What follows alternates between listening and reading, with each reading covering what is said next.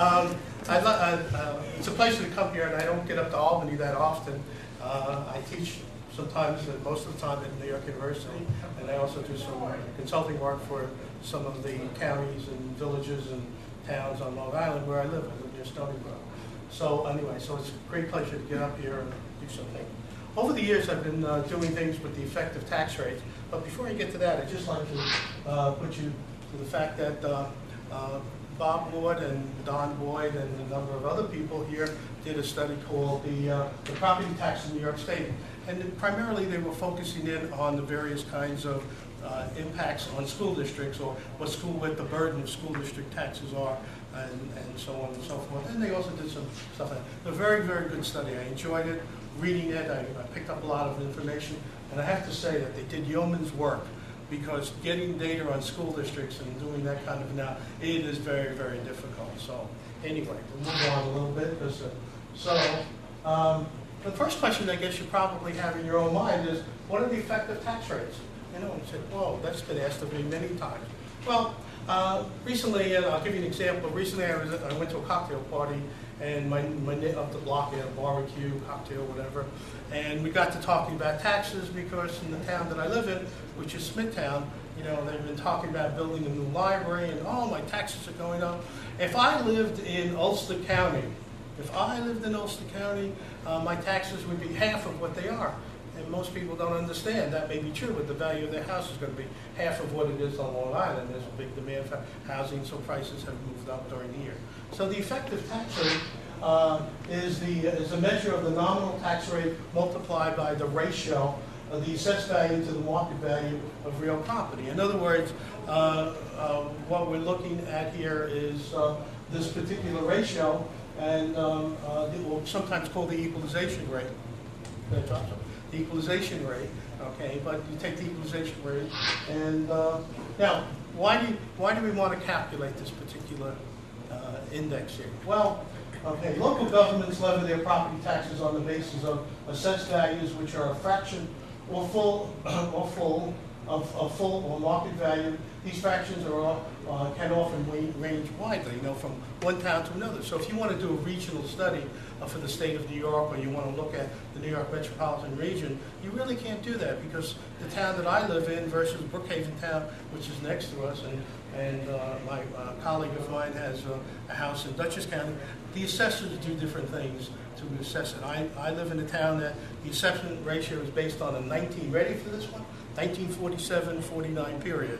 In the town next to me, they're doing it from a 1961 to 62 period. So there's really not the same thing. Okay. Often these fractional assessments have little, or that the word is spelled right, but it's supposed to be no relationship to the market value of a home or commercial properties. In most taxing jurisdictions, these fractional values have been attacked repeatedly for their inaccuracies, and inconsistencies, and that's so true. That's why you have all these taxation proceedings that go on in all communities throughout the state of New York.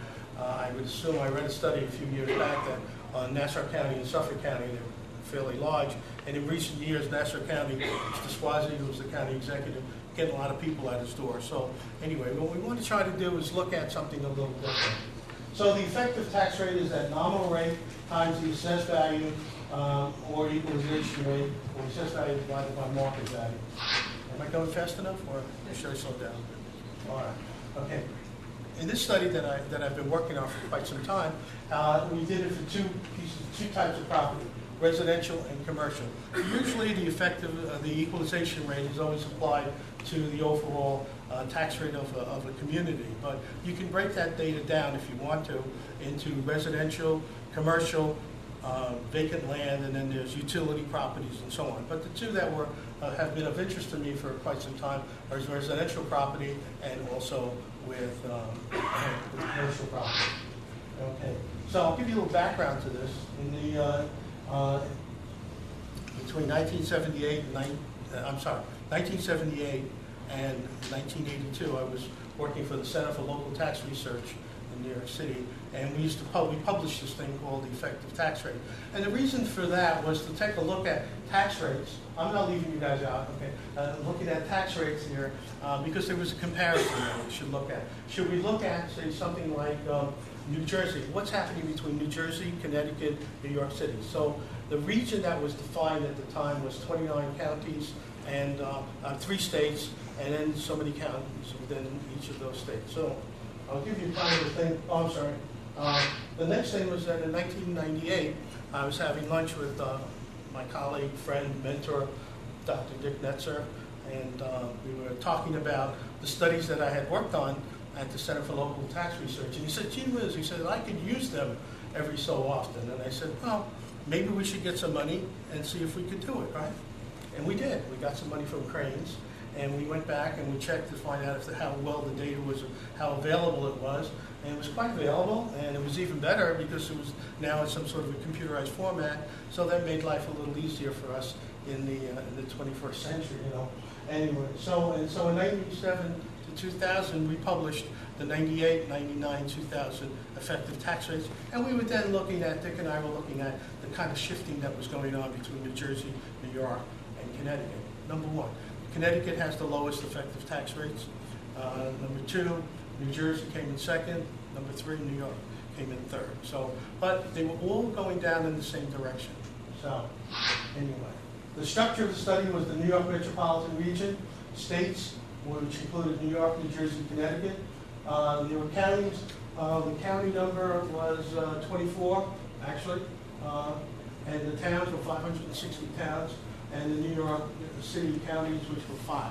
We separated New York City out and kind of worked at that. Now, when I was talking to Bob Ward, we were talking about the Hudson Valley, and I said, oh, we could put something together on the Hudson Valley because they already have Dutchess County and the county south of Dutchess already intact, so the only thing we had to do was partition that off and add in Columbia County and Greene County and Ulster County, and we call that the Hudson Valley area or region. But there are 9 counties and there are 124 towns. So the way the effective tax rates are structured is that we go to each of the towns, and they're kind of built up. You go from the towns to the counties to the region, the city to the towns to the county, the state, and then we also include the states in there. So we have kind of a nice mixture to give us a nice few things. So what I want to do today a little bit more is just talk about the Hudson Valley, but I want to compare them, and I'll show you the comparison that we did for not only for the Hudson Valley, but for the overall regional effective tax rate. Okay? So the first question you're going to ask yourself is, why will the effective tax rates go up or down? They will go up or down for one of 3 reasons. The first reason is that if the nominal rate, the tax rate, goes up by 3% and market value, okay, goes up by 3%, boop, there's no change. Okay, so they won't go up or down.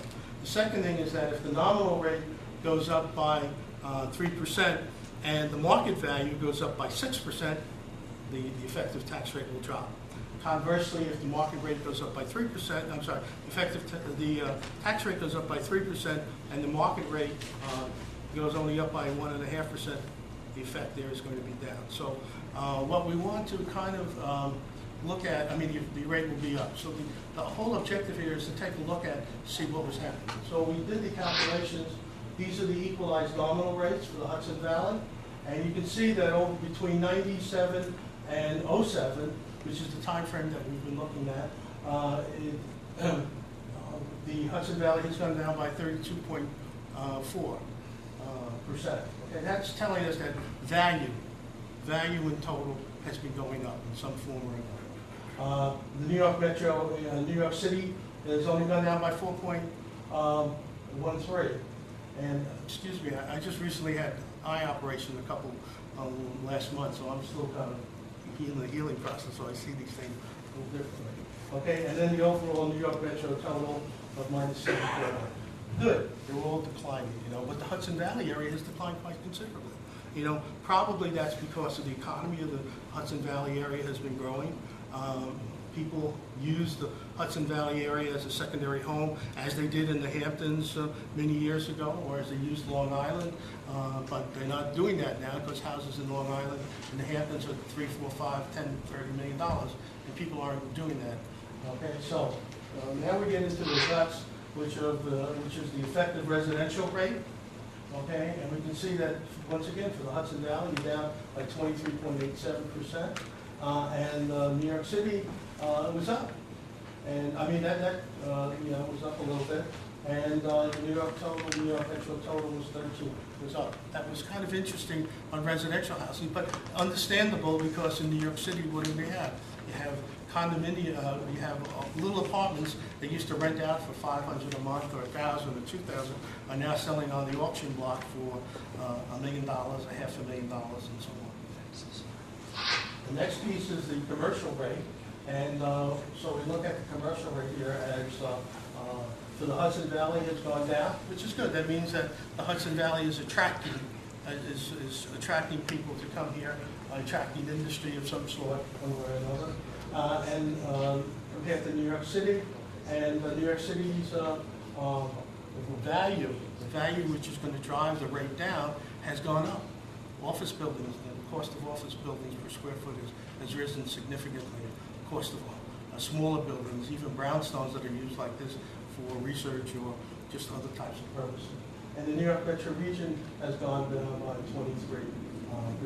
So we're talking about New York, New Jersey, and Connecticut, which are included in the New York region, but in total, the New York region is going down, which is good. But I have to say that it's skewed by Connecticut, and it's also skewed by New Jersey. A lot of industry has moved out of New York City, especially after 9/11. A lot of companies just didn't want to stay in New York, especially those companies that were located in the World Trade Center. So that kind of wraps up what I've been doing here. Well, then we do something where we compare the residential, the differences between commercial and residential, and for each of the periods 97 and 2007. And the purpose of doing that was to say that most likely one would like to see that your commercial rate and your residential rate to be the same. Okay, and so if you're at full market value and all taxes in the town are calculated on the basis of one tax rate for all and one equalization rate for all, then the rate should be the same. But it's not. But the idea is to see how close they are together or how far apart they are, and whether or not over time they have moved towards getting there, getting closer. Actually, the spread is not that bad. And standard deviation, I think, was less than one standard deviation. So we're talking about kind of a good thing for the Hudson Valley area and a good thing for the New York metro area. It becomes more equalized. There was a case in 1981 called the Hellerstein case, which was fought on Long Island, where an individual owned a small metal shop on a piece of property that he had, I think, 500 square feet in his building. And he was charged a tax rate which was twice the person who lived across the street on a horse farm that had 20 acres and a big house and so on. And he thought that was a little unfair because he was paying 2 and 3 times more. And he went to court and he fought it out and he won. So because of that, throughout the state of New York, we were all required to have have one tax rate that's applicable to all types of property, and except for 2 places in New York State, Nassau County and also New York City were the only 2 places that were excluded from that. One could understand New York City because of the complexities of the various kinds of buildings and population districts and so on. Possible future research, okay. I've tried this a little bit earlier on, but was unsuccessful with it. But I'd like to take a look at the relationship between personal income and residential effective tax rate to see whether or not, how much personal income in a cross-sectional analysis influences effective tax rates in residential. And the same thing with use accepted employment. For some reason, we've tried that in the past, and it didn't we got results, but it wasn't really great. And I think there is a technical reason why that happened. The original intent of this whole procedure that Dick and I talked about was to develop some sort of a model that was rejected out. And we were going to go back into time from 98 back to 10 years earlier to get the appropriate data. But we couldn't do that because the state changed the computer systems. Everything that was, so we got stuck and we couldn't do it. But so we've been building up the database since then. And one other possible thing that we could do, there was a lady at Marist College, Ann Davis, I don't know if any of you know her. I talked to her once about the possibility. She did some studies on clustering of companies in different areas. So if tax theory is correct that companies located with the lowest taxes, I wanted to overlay the two of them to see whether or not that basis was true. I accept any ideas for future work. Thank you.